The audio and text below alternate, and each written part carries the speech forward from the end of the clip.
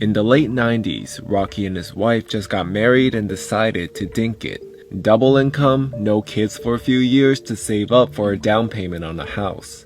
The dot-com bubble was still rising and he was a newly minted software developer. They rented an apartment in the new city that was listed for $950 a month.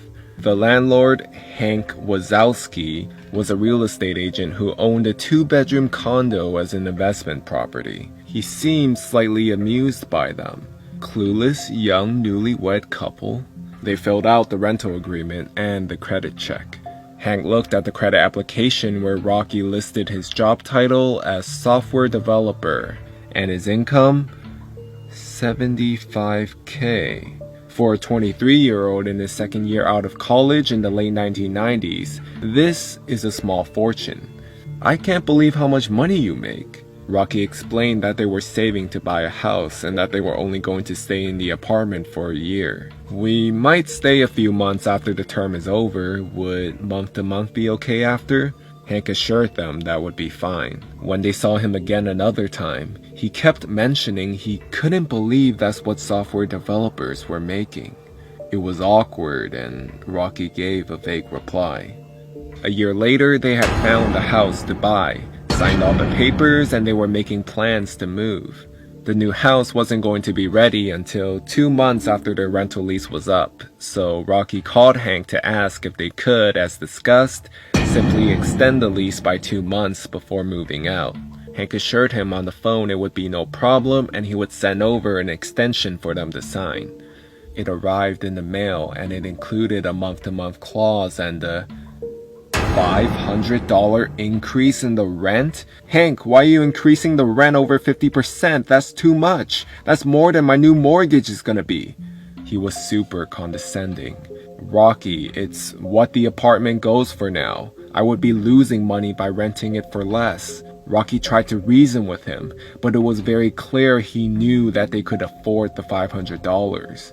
You don't have to like it, Rocky. You just have to pay it.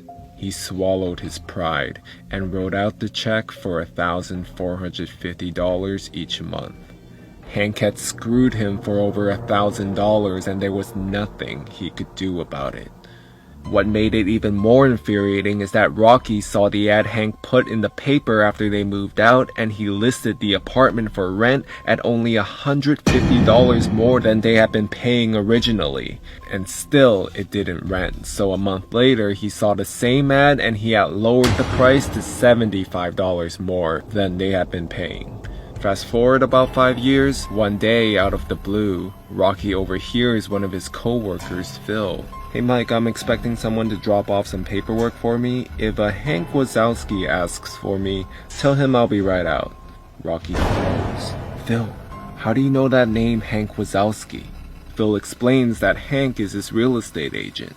Right then, the front door to the office opens, and in walks Hank Wazowski. Hank, this is my friend Rocky. I think you may have already met. Yeah, my wife and I were your tenants a few years ago. Remember the software developer who rented for a year saving to buy a house? Hank's eyes indicate he now remembers Rocky. Oh, of course. How are you doing? This is the early 2000s, so the real estate market is very strong and easy money for any agent.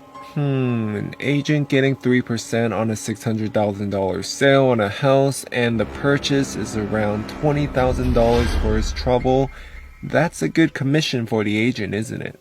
Hank's eyes flash, and Rocky can tell he remembers everything about him now. Hank deflects Rocky's question, saying it's complicated and tells Phil to send back the papers as soon as possible.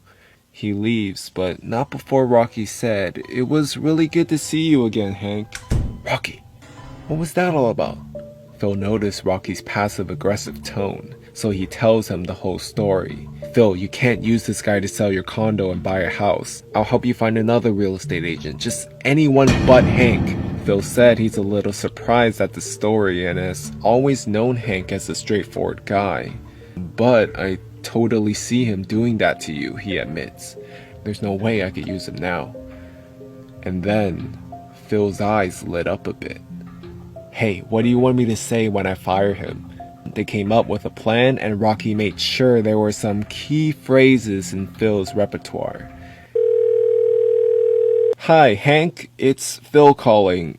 Yeah, about that, I've decided to get some other quotes from other agents. I'm not going to sign with you. No, you shouldn't give a discount. You'd be losing money if you did that. No, it has nothing to do with Rocky.